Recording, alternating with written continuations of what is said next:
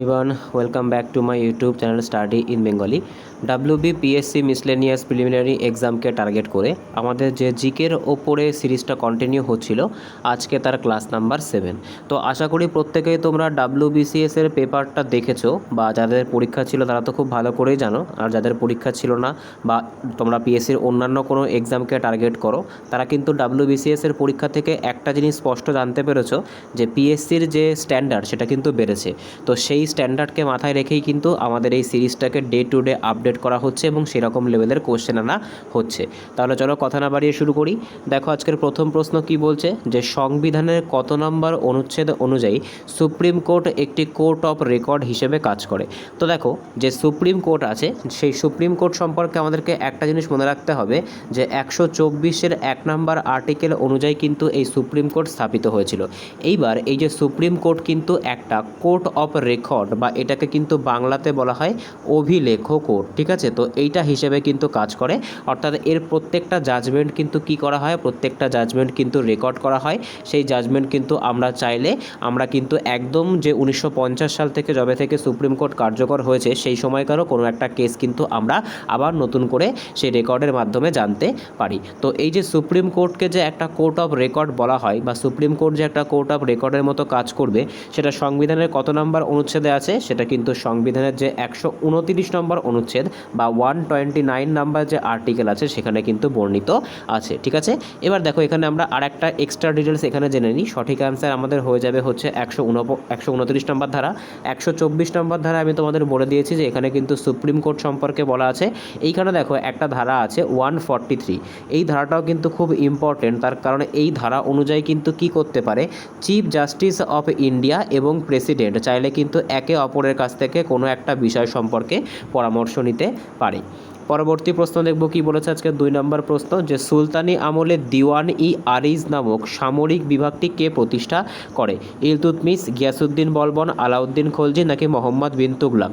তো দিওয়ান ই আরিজ নামক এই যে সেনাবাহিনী, এটা কিন্তু তৈরি করেছিল গিয়াসউদ্দিন বলবন। আচ্ছা, গিয়াসউদ্দিন বলবন সম্পর্কে আমরা কিছু এক্সট্রা ডিটেলস জেনে নেব, যেরকম সিজদা ও পাইবস, ঠিক আছে। সিজদা ও পাইবস নামে দুটো প্রথা কিন্তু এই গিয়াসউদ্দিন বলবন দ্বারাই চালু করা হয়েছিল। ইনি কিন্তু যে নাভরেজ উৎসব, যেটা কিন্তু পারসিক ধর্মের প্রধান উৎসব, সেটা কিন্তু প্রথম চালু করেছিল।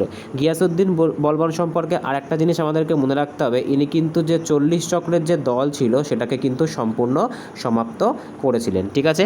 পরবর্তী প্রশ্ন দেখব কি বলেছে, দেখো পরবর্তী প্রশ্ন আজকে 3 নম্বর প্রশ্ন, যে মানব দেহে করটিক স্নায়ুর সংখ্যা বা ক্রেনিয়াল নার্ভের সংখ্যা কত, 10 জোড়া, 12 জোড়া, 31 জোড়া নাকি 33 জোড়া।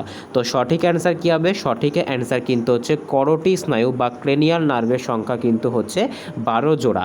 আর যে সুষুম্না স্নায়ু আছে সেটা কত, সেটা কিন্তু হচ্ছে 31 জোড়া। তো আমাদের সঠিক অ্যান্সার ক্রেনিয়াল নার্ভ কিন্তু থাকে 12 পেয়ার্স, ঠিক আছে, 12 পেয়ার্স কিন্তু থাকে। তো যারা প্রত্যেক দিন আমার সাথে ক্লাসগুলো করো তোমরা কিন্তু জানো যে আমি কিন্তু এখানে history, geography, polity, constitution, science, economics, current affairs, plus আরও কিন্তু তোমাদের West Bengal related GK, West Bengal related current affairs, static portion সমস্তই কিন্তু একটা ভিডিওর মধ্যেই কমপ্লিট করি। তো তোমরা এখনও পর্যন্ত 3টে কোশ্চেন দেখলে, 3টেই কিন্তু আমি আলাদা আলাদা সেগমেন্ট থেকে তুলেছি। একটা পলিটি কনস্টিটিউশন থেকে তুলেছি, একটা হিস্ট্রি থেকে তুলেছি, আর একটা কিন্তু সায়েন্স থেকে তুলেছি। এরকমভাবেই কিন্তু তোমরা এরকমই ব্লেন্ড বা এরকমই কিন্তু মিক্সচার তোমরা প্রত্যেকটা কোশ্চেনে দেখতে পাবে। তো দেখো পরের প্রশ্ন কি বলছে, দেখো আজকে 4 নম্বর প্রশ্ন, যে সাম্প্রতিক কারেন্ট অ্যাফেয়ার্স থেকে সাম্প্রতিক 2026 সালের অস্কার পুরস্কার, যেটা ছিল কিন্তু 98তম অস্কার অ্যাওয়ার্ড, সেরা চলচ্চিত্রের ছবি বা বেস্ট পিকচারের মর্যাদা কোনটা পেয়েছে, ঠিক আছে। Oppenheimer, the zone of interest, তারপরে হচ্ছে 2025-26-এর বহুল আলোচিত শীর্ষ বিজয়ী চলচ্চিত্র, নাকি হচ্ছে Everything Everywhere All at Once. দেখো এই যে এটা আছে, এটা কিন্তু আমি এখানে অপশানটা দিইনি। এবার অপশানটা দেখো, যে অপশান সি আছে সেটা কিন্তু সঠিক অ্যান্সার হবে। আর এখানে আমি এই অপশানটা দেওয়ার পেছনের একটাই কারণ, যাতে তোমরা বুঝতে পারো যে ফিল্মটা কতটা ছিল। দেখো এই যে ফিল্মটা ছিল সেটা কিন্তু ছিল ওয়ান ব্যাটেল আফটার আনাদার, ঠিক আছে। কী ছিল মানে ফিল্মটার নাম ওয়ান ব্যাটেল আফটার অ্যানাদার, ঠিক আছে। এই যে ফিল্মটা ছিল এই ফিল্মটাকেই কিন্তু কী করা হয়েছিল, 98 হিট যে একাডেমি অ্যাওয়ার্ড বা অস্কার অ্যাওয়ার্ড কিন্তু দেওয়া হয়েছিল। ঠিক আছে, তো এটা কিন্তু অস্কার থেকে একটা কোশ্চেন আমরা পেয়ে গেলাম। পরবর্তী প্রশ্ন দেখব কি বলেছে, দেখো আজকের 5 নম্বর প্রশ্ন, যে ভারতের ব্যাংকিং ক্ষেত্রে বেস রেট ব্যবস্থার পরিবর্তে MCLR অর্থাৎ marginal cost of funds based lending rate কত সাল থেকে কার্যকর হয়েছিল? তো এটা সঠিক অ্যান্সার কী হবে? এটা কিন্তু ইকোনমিক্সের একটা কোশ্চেন আমরা বলতে পারি। তো সঠিক অ্যান্সার কিন্তু হয়ে যাবে 2016 সালের 1 এপ্রিল থেকে কিন্তু এই MCLR অর্থাৎ marginal cost of funds based lending rate এটা কিন্তু চালু করা হয়েছিল। পরবর্তী প্রশ্ন দেখব কি বলেছে আজকে 6 নম্বর প্রশ্ন, যে নিম্নলিখিত কোন গিরিপথ বা মাউন্টেন পাসটি শ্রীনগর এবং লেকে, ঠিক আছে, এক্ষেত্রে একটু টাইপিং মিস্টেক আছে, এটা কিন্তু হচ্ছে যুক্ত করেছে। তো এর মধ্যে কোন পাসটা শ্রীনগর আর লেকে সংযুক্ত করেছে সেটাই কিন্তু এখানে জিজ্ঞাসা করেছে। ঠিক আছে, তো এটা সঠিক অ্যান্সার কী হবে? দেখো অপশানগুলো একবার আমরা দেখে নিই। জজিলা, নাথুলা, শিবকিলা নাকি লিপুলেক? তো সঠিক অ্যান্সার কী হবে? সঠিক অ্যান্সার কিন্তু হচ্ছে জজিলা। ঠিক আছে, এটাই কিন্তু কি করেছে না, এটাই কিন্তু শ্রীনগর এবং যে লে আছে এটাকে কিন্তু কানেক্ট করেছে। ঠিক আছে, আচ্ছা নাথুলা কোথায় আছে? নাথুলা কিন্তু সিকিমের একটা খুবই গুরুত্বপূর্ণ পাস। ঠিক আছে, শিবকিলা কোথায় আছে? শিবকিলা কিন্তু তোমরা কোথায় আছে সেটা আমাকে অবশ্যই কমেন্টে জানাবে। পরবর্তী প্রশ্ন দেখব কি বলেছে আজকে 7 নম্বর প্রশ্ন, যে কোনো বস্তুর মুক্তি বেগ যেটাকে আমরা এসকেপ ভেলোসিটি বলি, পৃথিবী থেকে মহাশূন্যে যাওয়ার জন্য ন্যূনতম কত হওয়া প্রয়োজন? দেখো এই যে এসকেপ ভেলোসিটি আছে অর্থাৎ পৃথিবীর যে মাধ্যাকর্ষণ, সেই পৃথিবীর মাধ্যাকর্ষণ থেকে যদি আমরা আরও সামনের দিকে এগিয়ে যেতে চাই বা পৃথিবীর মাধ্যাকর্ষণ যদি আমরা পার করতে চাই, তাহলে সেক্ষেত্রে মুক্তি বেগ বা এসকেপ ভেলোসিটি কত হওয়া প্রয়োজন হবে? তো এটা সঠিক অ্যান্সার কী হবে? দেখো সঠিক অ্যান্সার কিন্তু হচ্ছে 11.2 কিলোমিটার পার সেকেন্ড। অর্থাৎ আমরা যদি সেকেন্ডে 11.2 কিলোমিটার বেগে চলতে পারি তাহলে আমরা কি করতে পারবো? তাহলে কিন্তু আমরা এই পৃথিবীর যে গ্র্যাভিটেশন যে ফোর্স আছে সেই গ্র্যাভিটেশনকে কিন্তু সম্পূর্ণ আমরা ছাড়িয়ে মহাকাশে যেতে পারবো, আর এটাকেই কিন্তু এসকেপ ভেলোসিটি বলা হয়ে থাকে। পরবর্তী প্রশ্ন দেখব কি বলেছে, দেখো আজকের 8 নম্বর প্রশ্ন, যে বাংলা সাহিত্যের বিখ্যাত ব্যঙ্গাত্মক চরিত্র নসিরামের রচয়িতা কে? ঠিক আছে, তারাপদ রায়, তারপরে অমৃতলাল বসু, গিরিশচন্দ্র ঘোষ নাকি হচ্ছে ত্রিলোকনাথ মুখোপাধ্যায়? তো সঠিক অ্যান্সার কী হবে? সঠিক অ্যান্সার কিন্তু হচ্ছে গিরিশচন্দ্র ঘোষ। দেখো এই যে চরিত্রগুলো আছে অর্থাৎ বাংলা সাহিত্যের যে চরিত্রগুলো আছে সেগুলো কিন্তু সবসময় পিএসসির জন্য একটা হট টপিক। ঠিক আছে, যেরকম কিন্তু ফেলুদা বলতে পারো, স্পেশালি কিন্তু ব্যঙ্গাত্মক চরিত্রগুলো, আর এই যে গোয়েন্দা যে চরিত্রগুলো হয়ে থাকে সেগুলো কিন্তু ফেমাস। ঠিক আছে, তো এই চরিত্রগুলো সম্পর্কে কিন্তু তোমাদেরকে পড়তে হবে। ফেলুদা আর টেনিদা কার সৃষ্টি? তোমরা কিন্তু আমাকে অবশ্যই কমেন্টে জানাবে। পরবর্তী প্রশ্ন দেখব কি বলেছে, দেখো আজকের 9 নম্বর প্রশ্ন, যে ভারতীয় সংবিধানের প্রস্তাবনাটি কতবার সংশোধন করা হয়েছে? তো দেখো সবার প্রথম তোমাদেরকে জানতে হবে প্রস্তাবনা আমরা কোন দেশের সংবিধান থেকে গ্রহণ করেছি। আমরা কিন্তু ইউএসএর সংবিধান থেকে গ্রহণ করেছি। আর প্রস্তাবনার যে ব্যবহৃত যে ভাষাটা আছে সেটা কিন্তু আমরা অস্ট্রেলিয়ার সংবিধান থেকে গ্রহণ করেছি। এই যে প্রস্তাবনা বা প্রিয়াম্বেল এটা কিন্তু এখনও পর্যন্ত মাত্র একবারই সংশোধন করা হয়েছিল, সেটা কিন্তু ছিল 42তম সংবিধান সংশোধনী, যেটা কিন্তু 1976 সালে সংগঠিত হয়েছিল। পরবর্তী প্রশ্ন দেখব কি বলেছে, দেখো আজকে 10 নম্বর প্রশ্ন, যে ভারতের কোন পারমাণবিক বিদ্যুৎ কেন্দ্রটি নিউক্লিয়ার পাওয়ার সম্পূর্ণ দেশীয় প্রযুক্তিতে নির্মিত প্রথম কেন্দ্র? অর্থাৎ এর মধ্যে কোন পারমাণবিক কেন্দ্রটি সবার প্রথম দেশীয় প্রযুক্তিতে তৈরি করা হয়েছিল? তারাপুর মহারাষ্ট্র, রাওয়াতভাটা রাজস্থান, তারপরে কালপক্কম তামিলনাড়ু নাকি কুদানকুলাম তামিলনাড়ু? তো সঠিক অ্যান্সার কিন্তু হচ্ছে কালপক্কম তামিলনাড়ু। এটা কিন্তু সবার প্রথম স্বদেশি যে টেকনোলজি আছে সেই স্বদেশি টেকনোলজি অনুসারে কিন্তু এটাকে বানানো হয়েছিল। ঠিক আছে, পরবর্তী প্রশ্ন দেখব কি বলেছে, দেখো আজকের 11তম প্রশ্ন, যে বিখ্যাত গান্ধার শিল্পকলা বা গান্ধারা আর্ট কোন রাজবংশের আমলে সবথেকে বেশি বিকাশ লাভ করেছিল? দেখো যে গান্ধার শিল্পকলা ছিল, গান্ধার শিল্পকলায় কিন্তু যে কালো পাথরকে কেটে মূর্তি বানানো হতো। ঠিক আছে, গৌতম বুদ্ধের সবথেকে বেশি কিন্তু মূর্তি এই গান্ধার শিল্পকলাতেই পাওয়া গেছে। আর গান্ধার শিল্পের সর্বাধিক বিকাশ ঘটেছিল কিন্তু কনিষ্কের সময়। ঠিক আছে, আর কনিষ্ক কোন বংশ থেকে বিলং করতো? কনিষ্ক কিন্তু কুষাণ বংশ থেকে বিলং করতো, তাই কুষাণ বংশের সময় কিন্তু গান্ধার শিল্পের সর্বাধিক কিন্তু এর বিস্তার ঘটেছিল। পরবর্তী প্রশ্ন দেখব কি বলেছে আজকের 12তম প্রশ্ন, যে মধুবনী চিত্রশৈলী ভারতের কোন রাজ্যের একটি অত্যন্ত জনপ্রিয় ঐতিহ্যবাহী লোকশিল্প? তো এই স্ট্যাটিক জিকেগুলো থেকে কিন্তু প্রচুর কোশ্চেন পিএসসি জিজ্ঞাসা করে থাকে। দেখো মধুবনী কিন্তু খুব ফেমাস একটা আর্ট ফর্ম, এটা কিন্তু বিহারের একটা আর্ট ফর্ম। ঠিক আছে, মধুবনী পেন্টিং। পরবর্তী প্রশ্ন দেখব কি বলেছে, দেখো পরবর্তী প্রশ্ন আজকে 13তম প্রশ্ন, যে বৃষ্টির জল ফোঁটা ফোঁটা হয়ে পড়ার সময় তার বেগ একটা সময় পর আর বাড়ে না, একে প্রান্তীয় বেগ বা টার্মিনাল ভেলোসিটি বলে। তরলের এই ধর্মের পেছনে কোন বল কাজ করে? তো সঠিক অ্যান্সার কী হবে? সঠিক অ্যান্সার কিন্তু হয়ে যাবে সান্দ্রতা বা ভিসকোসিটি। দেখো এখানে পৃষ্ঠটান আছে, অনেক সময় কিন্তু পরীক্ষায় প্রশ্ন আসে যে বৃষ্টির ফোঁটা যেটা থেকে থাকে না সেটা কিন্তু গোলাকার হয়, তো এই গোলাকার হওয়ার পেছনের কারণ কিন্তু পৃষ্ঠটান হয়ে থাকে। আর এই যে টার্মিনাল ভেলোসিটি একটা সময় পরে গিয়ে আর বাড়ে না, সেটা কিসের জন্য হয়? সেটা কিন্তু সান্দ্রতা বা ভিসকোসিটির জন্য হয়ে থাকে। পরবর্তী প্রশ্ন দেখব কি বলেছে, যে ডার্বি কাপ, ঠিক আছে, ডার্বি কাপ নিচের কোন খেলার সাথে যুক্ত? পোলো, তারপরে ঘোড়দৌড়, গল্ফ নাকি হচ্ছে দাবা? তো এটা সঠিক অ্যান্সার কী হবে? দেখো এই যে ডার্বি কাপ যেটা আছে সেটা কিন্তু ঘোড়দৌড় বা হর্স রেসিংয়ের সাথে সম্পর্ক যুক্ত, ঠিক আছে। হর্স, দেখো এবার এখান থেকে কিন্তু অনেক সময় স্পোর্টসের টার্ম থেকেও কোশ্চেন দেয়, যেরকম জকি, এই যে শব্দটা এটা কোনটার সাথে সম্পর্কযুক্ত? এটা কিন্তু এই ঘোড়দৌড়ের সাথে সম্পর্কযুক্ত।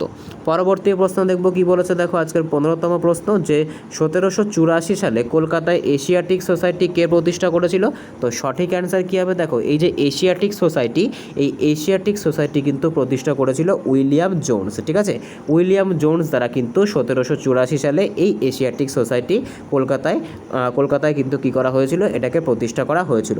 আচ্ছা, রাজা রামমোহন রায় সম্পর্কে আমাদেরকে জানতে হবে যে 1829 সালের যে সতীদাহ প্রথা, সেটা কিন্তু রাজা রামমোহন রায় এবং উইলিয়াম বেন্টিংয়ের সহায়তায় কিন্তু সতীদাহ প্রথাকে রদ করা হয়েছিল।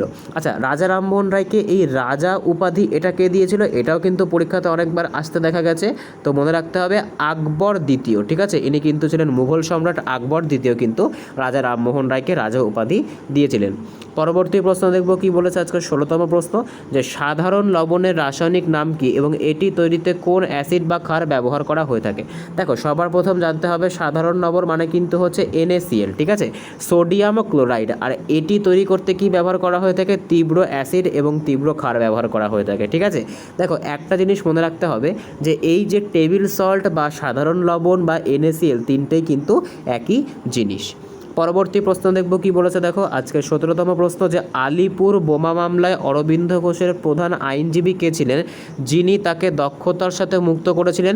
তো সঠিক অ্যান্সার কিন্তু হয়ে যাবে চিত্তরঞ্জন দাস, ইনি কিন্তু অনেক বড় মাপের একজন উকিল ছিলেন, ঠিক আছে। তো আলিপুর বোমা মামলা 1908 সালে যেটা হয়েছিল, সেখানে অরবিন্দ ঘোষকে কিন্তু বন্দি বানানো হয়েছিল ব্রিটিশদের দ্বারা, তো তাকে কিন্তু আইনিভাবে ফেরত নিয়ে এসেছিলেন কে? চিত্তরঞ্জন দাস। দেখো এখানে রাসবিহারী ঘোষ সম্পর্কে আছে, রাসবিহারী ঘোষ সম্পর্কে আমাদেরকে একটা জিনিস জানতে হবে, যে 1907 সালে যখন কংগ্রেসের ভাঙন হয়েছিল সুরাট অধিবেশনে, তখন কিন্তু রাসবিহারী ঘোষই সেই যে সেশনটা হয়েছিল তার কিন্তু সভাপতিত্ব করেছিলেন। পরবর্তী প্রশ্ন দেখব কি বলেছে, যে ধোঁয়াশা বা স্মগ তৈরির জন্য মূলত কোনটা দায়ী? তো সঠিক অ্যান্সার কিন্তু হয়ে যাবে ধোঁয়া এবং কুয়াশা, ঠিক আছে। দেখো ধোঁয়াকে কি বলে? ধোঁয়াকে কিন্তু ইংলিশে বলে স্মোক, আর এখান থেকে তোমার হচ্ছে কুয়াশাকে কি বলে? কুয়াশাকে বলে কিন্তু হচ্ছে ফোগ। এই স্মোক থেকে মোকটা বাদ দিয়ে এটাকে যদি আমরা দিয়ে দিই, তাহলে এখান থেকে আমরা SMটা দিয়ে দেবো, আর এখান থেকে তোমার হচ্ছে 1 মিনিট, এখানে আমি আরেকবার তোমাদেরকে বলে দিচ্ছি। দেখো ধোঁয়াকে কি বলে? ধোঁয়াকে কিন্তু বলে হচ্ছে স্মোক, আর কুয়াশাকে বলে হচ্ছে ফগ।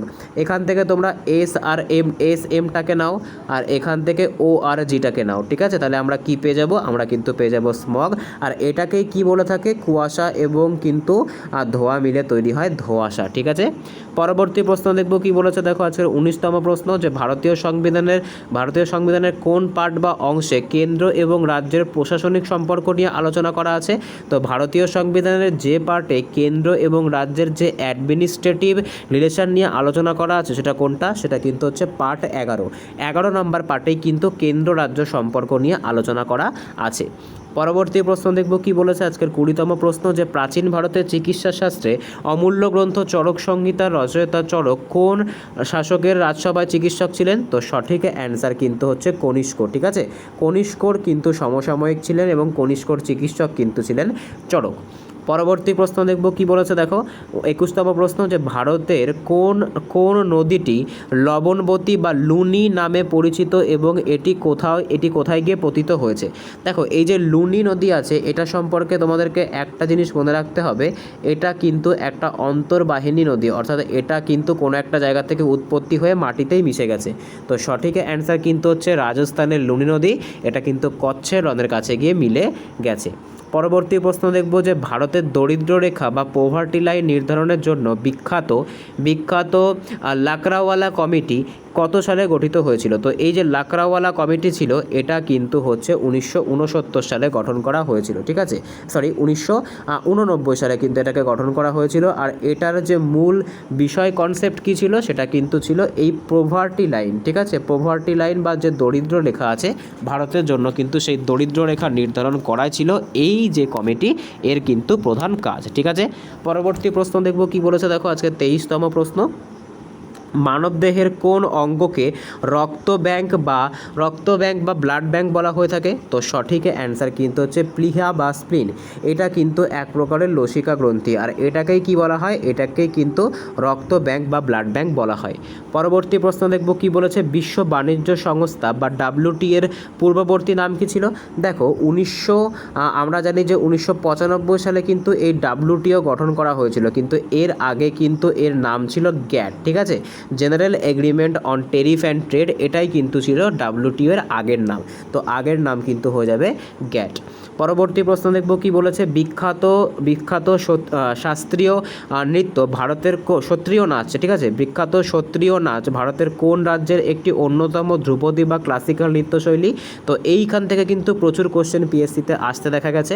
তো সঠিক অ্যান্সার কিন্তু হচ্ছে সাত্রিয়া যে নাচ আছে সেটা কিন্তু আসামের সাথে সম্পর্কযুক্ত, ঠিক আছে, আসামের কিন্তু এটা একটা শাস্ত্রীয় নাচ।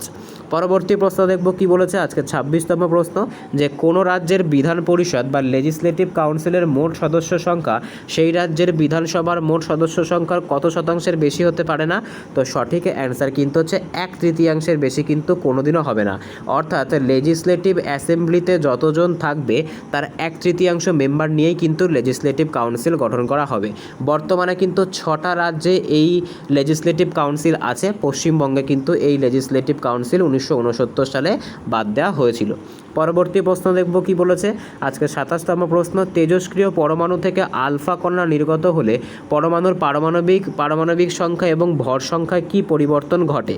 তো সঠিক অ্যান্সার কী হবে, সঠিক অ্যান্সার কিন্তু হচ্ছে পারমাণবিক সংখ্যা 2 কমে যায় এবং ভর সংখ্যা কিন্তু 4 কমে আসে, ঠিক আছে, সায়েন্স থেকে কিন্তু এটা একদম একটা বেসিক কোশ্চেন। পরবর্তী প্রশ্ন দেখব কি বলেছে আজকের 28তম প্রশ্ন, যে 1905 সালের যে 16ই অক্টোবরে রাখি বন্ধন উৎসব পালনের মাধ্যমে বঙ্গভঙ্গ আন্দোলনের ডাক কে দিয়েছিলেন। তো সঠিক অ্যান্সার কিন্তু হচ্ছে রবীন্দ্রনাথ ঠাকুর। পরবর্তী প্রশ্ন দেখব কি বলেছে আজকের 29তম প্রশ্ন, যে ভারতের একমাত্র ভাসমান জাতীয় উদ্যান কেইবুল লামজাও কোন হ্রদের ওপর অবস্থিত।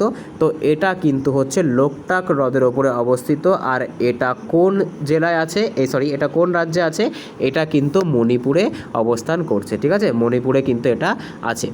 পরবর্তী প্রশ্ন দেখব কি বলেছে আজকে লাস্ট প্রশ্ন, প্রতি বছর কোন তারিখে আন্তর্জাতিক মাতৃভাষা দিবস বা ইন্টারন্যাশনাল মাদার ল্যাঙ্গুয়েজ ডে পালিত হয়। তো এটা সঠিক অ্যান্সার কী হবে, সঠিক অ্যান্সার কিন্তু হচ্ছে প্রত্যেক বছর 21শে ফেব্রুয়ারি তারিখে কিন্তু আমরা ইন্টারন্যাশনাল মাদার ল্যাঙ্গুয়েজ ডে পালন করি। 8ই মার্চ কি পালন করা হয়ে থাকে, 8ই মার্চ কিন্তু হচ্ছে বিশ্ব নারী দিবস পালন করা হয়ে থাকে, ঠিক আছে। এবার দেখো এখানে 5ই জুন কি আছে, 5ই জুন আমরা জানি 5ই জুন কিন্তু পরিবেশ দিবস পালন করা হয়ে থাকে। তো আজকে এই অবধি ছিল। আউট অফ 30 কার কত স্কোর হলো অবশ্যই কিন্তু কমেন্টে জানাবে। ভিডিওটা তোমাদের কেমন লাগলো অবশ্যই কিন্তু বলবে। ভিডিওটা ভালো লাগলে অবশ্যই চ্যানেলটাকে সাবস্ক্রাইব করবে। তো দেখা হচ্ছে পরের ভিডিওতে, বাই।